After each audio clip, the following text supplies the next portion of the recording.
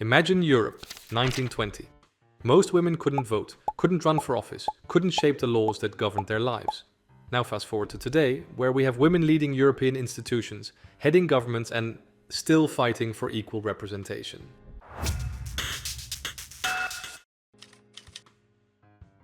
Let's rewind and watch how women's political rights spread across Europe.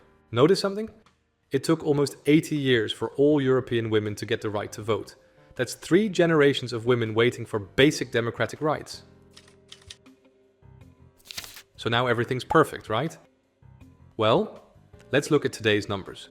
Only around 10% of party leaders worldwide are women. 1/3 of national ministers in EU are women. Gender balance in government ranges from Finland's around 60% women to Hungary's shocking 0%. But wait, what about the EU itself? Even when Ursula von der Leyen aimed for gender balance in the Commission, we ended up with this. The problem here often is that political parties are like nightclub bouncers. They decide who gets in and who doesn't. And guess what? Most of these bouncers are men. Political parties select the candidates, control the resources and set priorities. Thus, they shape the political culture, and they are part of the change. The good news is some countries are making massive steps. For example, Finland's government under Prime Minister Sanna Marin even had 58% women representation in government, and 12 out of 19 ministers were women. Key positions held by women included Prime Minister, Minister of Finance and Minister of Interior. They were the first country in Europe to grant women voting rights in 1906. They also allowed women to stand for election in 1906 and got 19 women in parliament 1 year later. They have a consistent track record of high women's representation and a strong political culture supporting gender equality.